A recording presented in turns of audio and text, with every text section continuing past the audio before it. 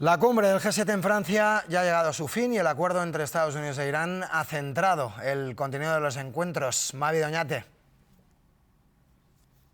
Sí, ¿qué tal? Lo ha centrado de principio al final, porque podemos decir que lo último es esta rueda de prensa de Donald Trump antes del presidente de Francia, Emmanuel Macron, como anfitrión, y ese acuerdo ha estado presente. Un acuerdo que hoy algunos medios de comunicación filtraban esos 14 puntos. El primer punto, cese de hostilidades en todo el territorio, incluyendo también Líbano, y algunos otros puntos, aunque Trump insiste en que el contenido se sabrá el día 19, el viernes, cuando se firme el tratado, que él mismo dará una rueda de prensa y explicará esos puntos, porque, por ejemplo, ha desmentido en un principio esos 300.000 millones que iba a dar Estados Unidos para el desarrollo, aunque ahora en la rueda de prensa ha dicho que, bueno, al final y con el tiempo, si Irán, que lo han dejado destrozado, ha dicho, se portan bien, entonces podrían invertir para ese desarrollo económico. Un acuerdo que se firmará en principio el viernes en un complejo de lujo montañoso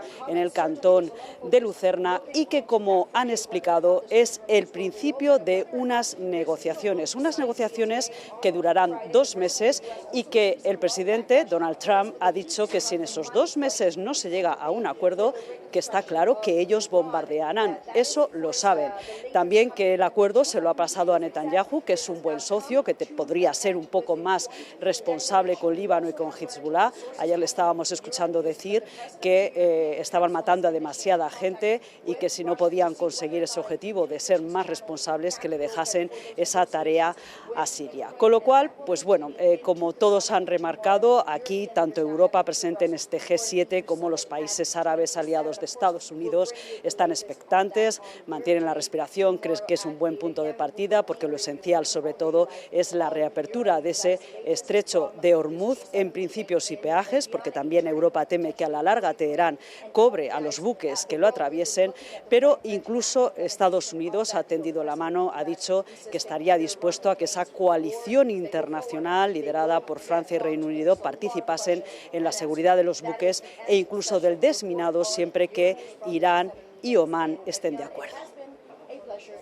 Seguimos contigo, Mavi, porque más allá de esa guerra entre Estados Unidos e Irán, Trump también ha sacado pecho por sus conversaciones productivas con otros líderes como Zelensky sobre la guerra en Ucrania.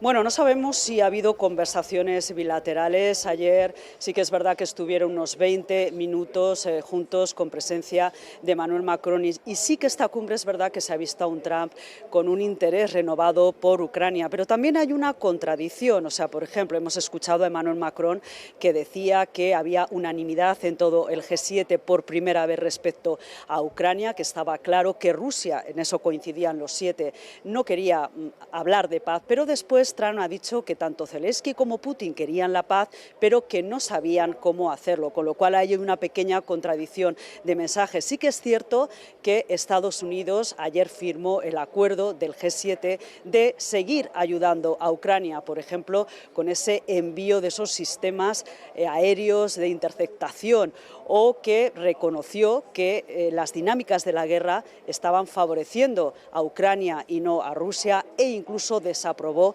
cuando Zelensky le enseñó unas fotos en las que se veían los últimos bombardeos y esa catedral de Kiev totalmente destrozada. Con lo cual es verdad, y es lo que destacan todos los analistas y es lo que hemos visto, que se ha renovado ese interés, que ya no hay una hostilidad, que hay como una especie de buena sintonía, que es en principio lo que se ha visto en este G7.